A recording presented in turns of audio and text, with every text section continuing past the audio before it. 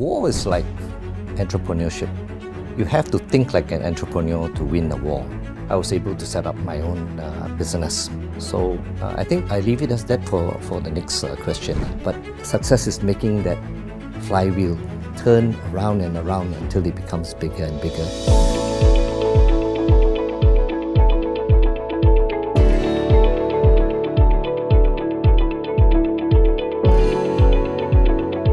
First of all, congratulations on being one of the winner of the Vistage Leadership Award. Thank you. Now, I want you to take us back to the beginning, actually. I mean, I understand you have quite a journey. You know, you started off as a military man, and then you moved into manufacturing palm chemicals. Yep. And now you're in the animal feed business. Okay. Walk us through that journey. You know, was entrepreneurship always been part of the plan? I have always admired entrepreneurs, but my father was a policeman, so he encouraged me to join the military. But war is like entrepreneurship. You have to think like an entrepreneur to win the war. I served 7 years in the military, then I came up and joined a manufacturing plant that was under construction. Interesting thing is that because it's under construction, there's very few systems and processes in place. You learn a lot as to why those systems and processes come to be. And they were also short of manpower. So I had the opportunity to become sales and marketing, also opportunity to become shipping and logistics, also raw material pricing. At the time, I guess working like an entrepreneur, I was working as much as 18 hours a day for a period of 3 months. And of course, I worked very hard. But that kind of learning, you can learn very fast. And within 2 years, after leaving the military, joining this company, I was able to set up my own business. So I think I leave it as that for the next question. Okay, sure. Yeah. So Adrian, I want to talk about the business a bit more later, but I'm quite intrigued by your first career as a military man. I do wonder, what lessons from your time in the military, have you carried over to your business life, if any? Yeah, I think first of all is discipline. Mm-hmm. I still make my bed in the morning. And a sense of deep responsibility. In war, if you are not responsible, people may die. So that's I carry that to the business world as well. I really take a massive responsibility on the people that I lead. But there's another unusual thing which I've learned with regards to communication in the military. There's 130,000 people in the military, so that's a lot of communication up and down, but it's the down that I learned the most. We always think people understand us when they nod their head or when they say good, but I've learned that you need to really understand what is their mindset in order to communicate. So how did this help me in business? It's quite interesting. I was with the Indonesian partnership on marketing of their manufactured products, and the production manager wanted to tell the board of directors this big technical stuff about why this investment would work, and a long presentation. At the end, I saw there was no buy-in from the Indonesian owners. So, and I saw that this investment was useful for the company. So I translated everything within 2 minutes. I explained it to the directors and they understood. And they said, okay, we proceed with the investment. Yeah, so that helped me. All right, communication. Communication. All right. So I'm quite curious though, how then did your interest in animal feed solutions started, and antibiotic-free animal feed solution? How did you get into that business? Okay, first of all, it starts with a crisis. I was doing export business, in particular international exports. And it took a crisis, the 2008 Lehman Brothers crisis. It was a crisis because of the the fundamental change of international trading with platforms like Alibaba, where manufacturers can contact customers directly and vice versa. So I saw that this kind of business model, which we had for many years, would one day not be relevant anymore. So as a result of that, I decided that I have to change the business model. So and to change this business model, I'm thinking, okay, what should it be? So I explored. It took me about 5 years to Wow. That's a long time. think through this business model. Of course, we are still doing trading, all right, but in the diminishing way. I decided that manufacturing was what I wanted to do. Manufacturing is sustainable, and the other thing is sustainable is animal feed. I think God led us to this industry, and once we got into the industry, then the issue is what type of things to do. So the first thing to do is we did a product called bypass fats. This is an animal supplement for dairy cattle. Okay. And this is a volume business. So it's a little bit like the trading that I did before, except now we're manufacturing. And that enabled me to do volume. Now, volume is very important to get to the bottom line and make you survive. But that's a commodity. So it doesn't give you the cream on the cake. So I said, okay, we really need to learn about this business. This business, even though it's a commodity in a way, but you still need to be technically very competent. Customers will not buy from people who are amateurs. I mean, you just imagine in health and nutrition, would you go to an amateur?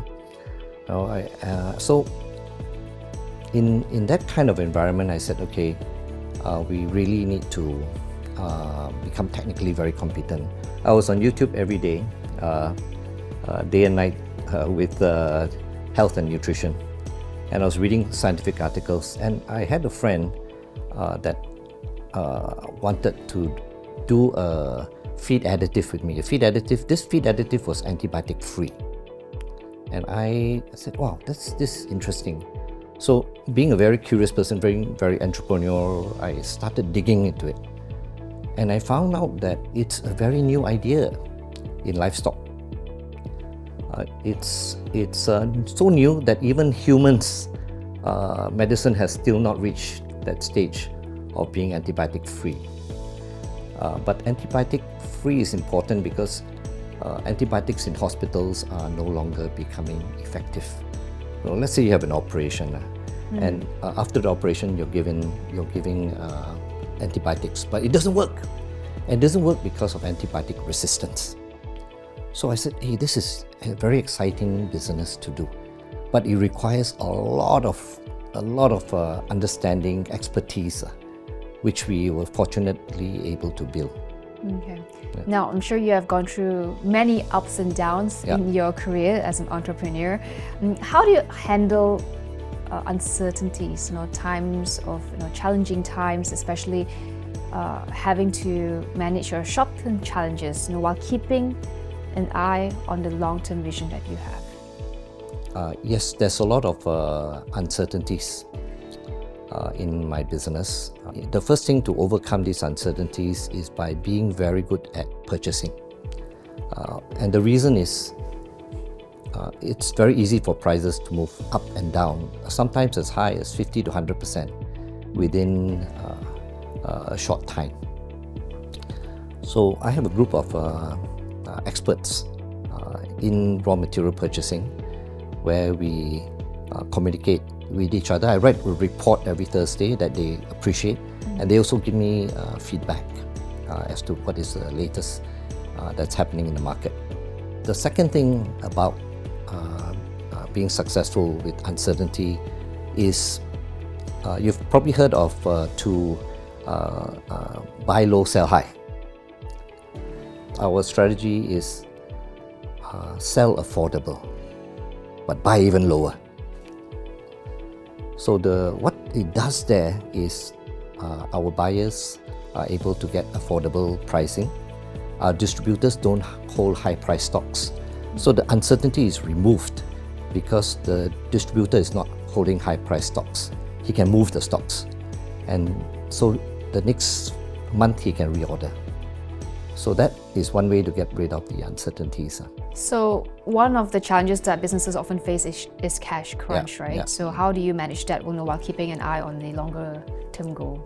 I think the answer is quite simple. Don't overgrow. Don't grow so fast that the cash cannot keep up. On our side, we are very conservative in cash. We keep a lot of cash. So under those circumstances, cash crunch is not an issue for us. But you also got to watch out for your stock levels. The stock levels must be turning around very fast. So right now, Green and Natural sells to over 30 countries across 5 continents with an impressive annual turnover of 130 million ringgit a year. What's next on the horizon for Green and Natural? Where do you see the company heading from here? Okay, first of all, we keep on growing. Growth is not an option. Growth is a must for any company that's thriving. So we've set a target of 2027 to hit towards 180 million ringgit, and we want to move to 40 What will drive countries. that? What will drive that is I will explain in my in the concept called Flywheel, which is how to build a sustainable business. Okay, a flywheel is a system, is a repetitive formula where you can turn it around successfully, and you use the momentum for it to grow the business. Let me explain. For a flywheel to work, first you must have a formula. You test out the formula over many years to make sure that formula is successful. Then after you have fixed the formula, I won't share the formula for our company, but we've worked out the formula within the first 5 years. So, and we refined the formula. But after we will refine the formula, that's it. The whole company will follow the formula without changing direction. So, in that way, there is focus. That's how to grow the business. When you have focus on the core business, the business will automatically grow. In this way, we call it scalable as well. My business is scalable. So all I need to do is to repeat the formula. So you have found a formula for your flywheel? Yes. Of course, I won't share it with you in this, interview.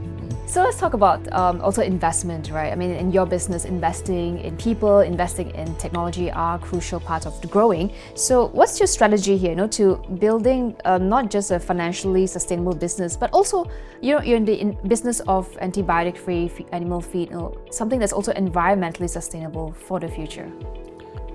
Okay, investing in people is the first and most important thing. In our case, because we're in technological business, we have to invest in people with knowledge, with experts, and people who have passion about feed additives, feed health, animal health. The equipment part, you're right. There's big investments on that, but it's on investment in technology. You have to select the technology to invest in because it's expensive. So we look for technology where few manufacturers are in. You'll be surprised there are gaps in the market. So we look for products which are needed, but not so many people are making it. And we look for products which are difficult to manufacture. So we will spend 12 to 18 months to come up with a technology, to modify the technology that is already there so that it becomes unique in its own way, but not something that too many people invest in. So that is on the equipment side. Okay. Now, let's move away from the business a bit and on a personal level, just to get to know you a bit better. So, Vistage, of course, has played a big part of your life. You joined in 2014. Can you talk to us about what drew you in the first place? Why did you seek out Vistage, or did Vistage seek you out? Okay. All right. I've always had a mentor of one kind or another. Okay. In university, because I was in a Christian fellowship, so I always had people that were helping me. They call it follow-up, right? So I always had a mentor of some kind. So in business, when I went to business, I also believe in mentors, but also business friends. Now, what's interesting about Vistage is when I first went in, I saw, okay, there's mentoring, one-to-one mentoring. And I had a great mentor, Richard Wong, a very inspiring person, and guided me along the right way. Then there's a group of, there's a brotherhood of business owners. They are also very inspiring. I can see them growing. I'll give you one example of what makes it so useful. It's because they are sharing real-life business cases. These are real business problems, real business opportunities as well. So, and I see that with this kind of environment, the learning curve just goes up the roof. So as you know, I joined for 20 years. Yeah, because of that. Yeah. What do you find most valuable as being a member of Vistage, professionally and personally as well? Transformation. I've definitely been transformed as a business owner and as a person. The transformation I had was when I was a young businessman. I have a lot of business ideas. And because I was successful quite early on in my business life, I thought all my ideas were good. So I shared all these ideas with my people, and they became very confused because there were too many ideas. And sometimes I will also change my mind. And then they say, oh, boss, change mind again. So they don't know what to expect. So I realized that focusing was very important. Vistage taught me focusing. It transformed me in that way that I recognized that I need to focus on one business until I became an expert in it. So that really transformed me. I think it also transformed me in terms of my life as well. Okay, so how did it happen? Is that number one, we did a lot of crazy things together. We climbed Everest base camp. One thing which really inspired me in that trip to Everest base camp was my Sifu, Richard Wong. At that time, I think he was about 76 years old. And he reached Everest base camp, I think almost the first few people to reach. And I couldn't reach because I had acute mountain sickness. So that kind of is very transformational. Then you realize, okay, I can be a Richard Wong. If he can do it, I can do it too, right?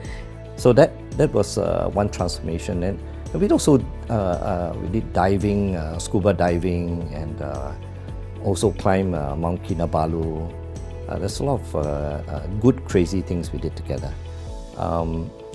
One thing I do recall is that's really transformed me in my life is that a lot of them were saying, oh, I bought a car for my wife.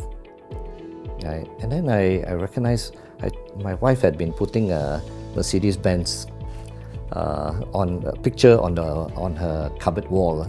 I said, I'm going to get a free Mercedes-Benz one day. And of course, normally family car, we try not to, no need to be so nice. But then one day I said, hey, my wife is very precious. You only live once. So I bought the car for her last year. That's beautiful. Yeah. Very lucky wife, yeah. Now, if you can give one piece of advice to someone looking to follow in your footsteps, what would it be? It's back to that very key moment in my,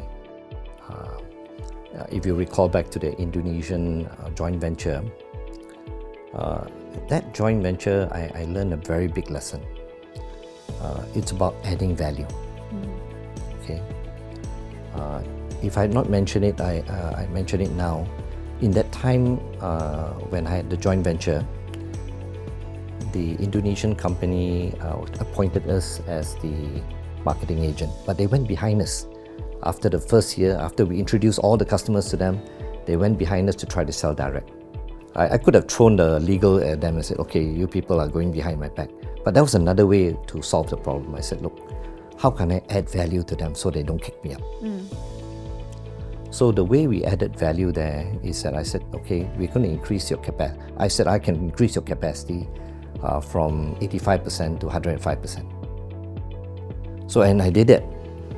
And because that kind of value add, our joint venture lasted for another 3 years before we were headhunted by another company again. But what I want to say there is value add.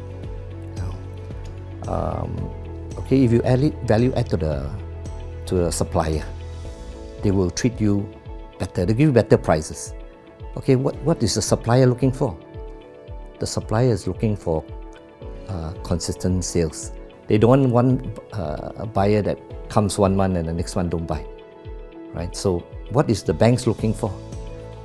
Banks are making sure customers which are growing but conservative, right? And then what do the buyers want?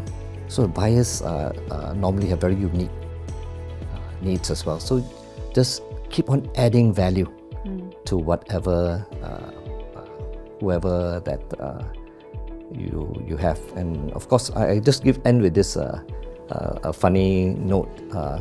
I'm the favorite for my granddaughter, okay, because I add value to her in 2 things. Okay, the first thing I add value is that I always bring her to the park. Basically, she likes the park. And secondly, I'm willing to crawl on the floor with her. She really likes that. Great advice. Yeah. Okay, so on this show this year, we have a tradition where we ask each guest to leave a question to the next CEO or leader that comes on the show. Okay. So the person that left this question for you is Mr. Jimmy Lau. He is the CEO of MAC Security Systems. They do security systems. So his question to you is, how would you define success? Okay. Success is sustainable. Okay, you're not building something to earn money alone, but you're building something that will last. Businesses, I told you I really admire entrepreneurs. Business is something that really helps people. We employ 55 people, 56 people, and just imagine that's 55 families. Right? So I think success is when a business is sustainable. So back to that flywheel, back to the simple formula. If I can make the formula successful and each round it keeps on growing, that is success. Success is not having a great idea and then reaching one goal, but success is making that flywheel turn around and around until it becomes bigger and bigger and meeting more and more people's needs. Great. Now, lastly, what's one question that you would like to ask the next Vistage CEO or leader that comes on the show? Yeah, my question for them is, if there's one thing you would like to change, if you had to do the business all over again, what is one thing that they would change about the business or about themselves? Okay. I'll pass on this message or this question to the next person that will be sitting in that hot seat. Thank you so much, Adrian, for spending some time to talk to me about your journey and also the great ambitions that you have for Green and Natural. Great to have you on the show. Thank you, Cynthia, so much. Yeah, thanks for having me again.